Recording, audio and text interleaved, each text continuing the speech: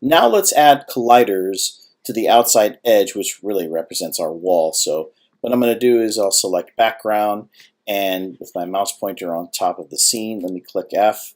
All right, and so that's a little bit too far. Let me go ahead and scroll up on my mouse. If you have a mouse wheel, you're going to move it up.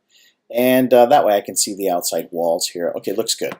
So I'm going to select background, and I want to add a component. So add a component, physics 2D, and specifically I want a box collider 2D. So when I select that, notice the green outline indicating that a box collider has been placed for the entire grid. I don't want to do that. I just want to place a box collider along this edge, this edge, this edge, and this edge over here. So what I'm going to do is, let's see if I can change the x-axis size here. So if I'm changing the x-axis size here, notice what I'm doing. I'm just simply dragging in, I'm not dragging and dropping, I'm dragging this x value over here, and I don't know that that's really correct right there. So let's see if I can move that with the offset. So I'm going to hover on top of this x value, move this over here, and that's too big. So let me reduce the size for x, something like this. I'm going to zoom in a little bit here so I can make sure that I'm, in fact, getting the right size here. Okay, so let's see here. That looks pretty good. Let me reduce this. Let's just say, what is it, 3.5 maybe? I think that's pretty tight. That looks good. And now let me go ahead and zoom out a little bit. I'm moving my mouse wheel on my Magic Mouse, which doesn't have a wheel. It's just the flat surface, but you probably have a mouse wheel. I'm moving that down, or if you have a trackpad, 2 fingers up and down on the trackpad. That looks pretty good. And I think I'm happy with this. I need to do the same thing over here now. So what I'll do is I'll just over here on the Box Collider 2D, I'll click on that gear, and what does it say? It says copy component. Okay, so let me copy this component. And then if I click on that gear again, it says paste component as new. Yep, that's what I want to do. So I'll do that. And then I have this section over here. Perfect. Now let me just take that offset, and as you can see here, as I'm dragging that X value over here, click, hold down, as I'm dragging that, I'm moving the component all the way to the left-hand side. And let's see what that looks like. That looks pretty good. Now over here, this component was set to 14.2. Notice that this is a negative value. So I bet if I type in negative 14.2, it'll be exactly correct on the left-hand side. All right, the next thing to do would be to click on the gear menu, drop-down menu, and we'll say paste component as new, because I also have to create a top and a bottom wall. So let's see here. It looks like the size, if I just reverse this, right, if I put the Y size over here to the X, X to the Y, so let's see here. Let me just type in, actually, I'll just simply copy this. And that's going to be 3.5. I'll change it to this. I'll change this to 3.5. Enter. All right, looks pretty good. Let's see here. What happens if I make this offset negative 14.2? Okay, it's in the bottom. That's good. And what if I make this 0? Enter. All right, not bad. So, you know, if I just take this offset and drag and drop, you could do that as well. In this case, I'll just make this 0, making life a little bit easier for myself. And let's just take this guy, and we're going to copy and paste it and make it so we can make that top wall as well. All right, so I'll just go over here to, actually, over here. Maybe it's the top one.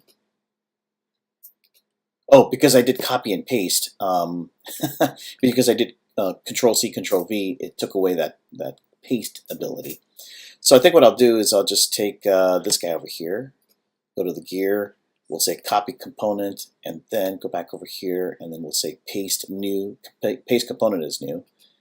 All right, and let's see here. So for the y-axis, if I were to drag and drop this, oops, that's the wrong one. Let me undo. I'm getting confused here. Which one is it that I am working with? Is it this guy over here? Let's see here. Yeah, that's the one. Okay, perfect. So I can just take that and drag it all the way over here to the top. And lo and behold, we're at about 14.2 right here. That's good. And I think everything is set. So let's see what happens. Whoops. Let's see what happens here. when I select the various box colliders. So let me select this one. Let me take this off, turn it back on. Okay, that looks pretty good. And oh, you know what? I think I have two of them on top of each other. Let's see here. First of all, let me select these triangles right here to minimize space. All right. So now let's see what happens if I select this. Oh, sorry. If I remove these checkboxes, because I want to see them one by one. All right. So if I place this checkbox over here, I don't see anything. What's going on? Place this checkbox. I still don't see anything. What am I doing wrong? Let me go ahead and put these checkboxes back over here. And let's see here. If I select this box collider here, it looks like I see this guy over here. That's good. And I could just simply experiment by moving this to the left, to the right. Okay, let me undo. Scroll over here. And let's see what happens when I scroll. Okay, that's the bottom one. That's good. Undo. Scroll this guy over here. Ah, look at that. That's on top of here. I want that to be over here. I don't know what I did wrong, but that's all right. I can make a quick adjustment over here. 14.2. I'll just type in a 0.2 over here. 14.2. Enter. And what about this guy over here? Offset. All right, that's my top box. And undo. Great. So now everything is surrounded by a box collider 2D. Let's see what happens when I enter into the play mode. So I'm going to enter into play mode by clicking here. And let me press the down arrow, and beautiful. Let me press the up arrow, and it stops right here at the wall. Left and right, or right I should say, and then left. Wonderful. Watch this. If I hit the down arrow, if I hit the up arrow, okay, but watch what happens when I press the down arrow and the left arrow. It's like there's friction on this wheel, and so it spins it. Isn't that cool? How about down and right? That's pretty cool. All right, so our arrows work in terms of moving the object around, our UFO object around, and we have box colliders around the outside edge of our game grid so that it stops our UFO from flying off the screen. So now I'm going to get out of play mode.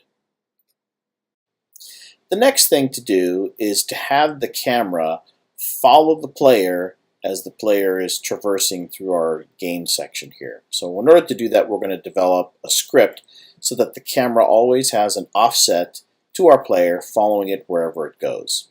So we'll select main camera, add component, scroll all the way to the bottom, and we're going to select new script. We're going to call this new script camera controller. It's already in the C# language, so we'll click create and add. Now if I go back over here to assets, you'll see the camera controller script. We're going to take that and drag and drop that, put it into scripts, because that's where the location of all our scripts are going to be inside of the scripts folder. Now we'll select camera controller, and we can either double click on this, which I'll do it this time, and it'll switch over to mono-develop Unity. All right, let's place our cursor over here, hit enter a couple times because I need to create two variables. One is going to be a public variable of type GameObject, and we're going to call that player. The goal is to get this UFO player to be represented here in the camera controller class as player. Next, I'm going to create a private instance variable. We'll call that vector3, or it's of type vector3, and we're going to call that offset. Now, a vector3 is just simply something that holds an x, y, and z axis, but collectively we call it an offset. And what we're trying to do is we're trying to find out what the distance is to the camera, and we're going to subtract from that the distance from the player, and then the difference of those two is going to create our offset.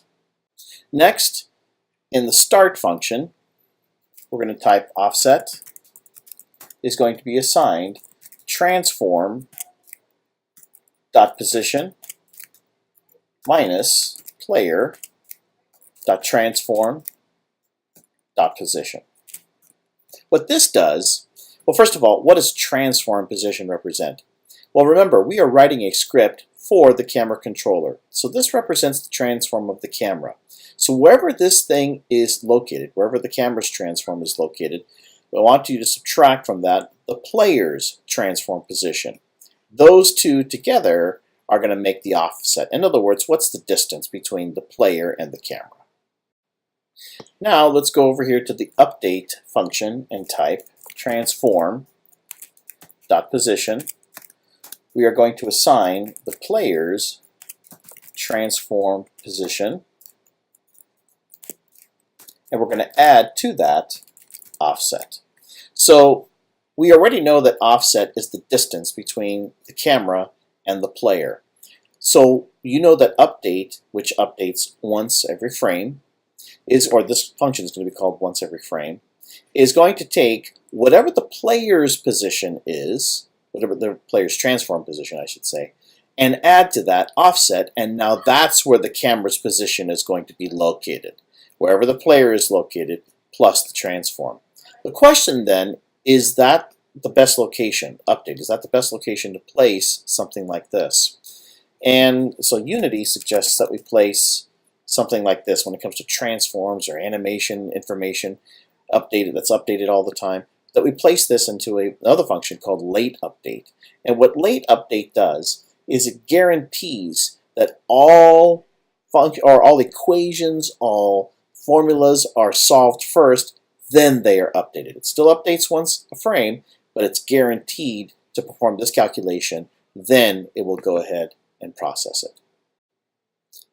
At this point, let's save our script, Command S or Control S if you're on the PC. Let me switch over to Unity.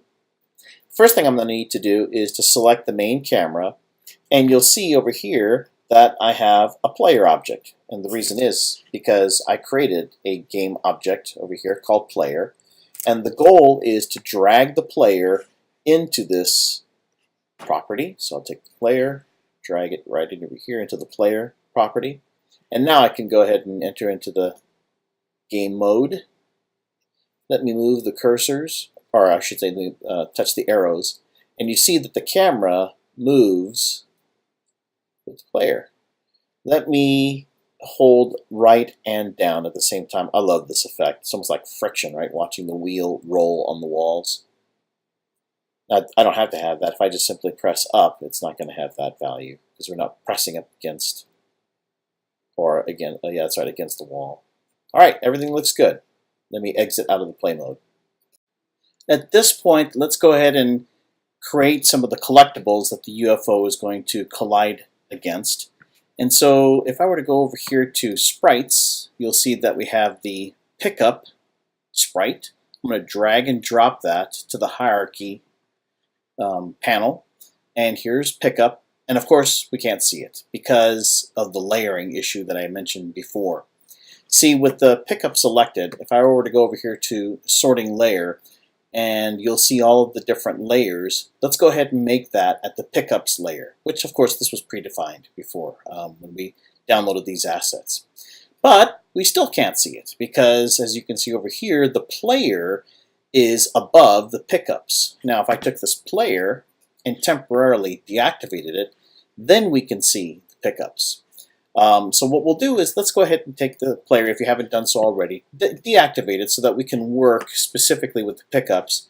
Make sure that the sorting layer for the pickups such that you select this guy over here, which means it's above background, then we have the pickups, and then the player is above all of the aforementioned. Point, let's go ahead and add a component to our pickup sprite, and let's make it so that it has a circle 2D component. So let's go over here to add component, then physics 2D, and then you'll see the circle collider 2D.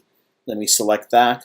You know, I need to zoom in here, so let me go ahead and just move my mouse wheel up a little bit. You'll see that green circle around our collectible. So what I'm going to do is I'm going to change the radius by hovering on top of this, and you can see that's making it bigger. Moving in this way is making it smaller. So I'm going to try to make this as tight as possible, but I want to include all aspects of our pickup object. So something like that looks perfect.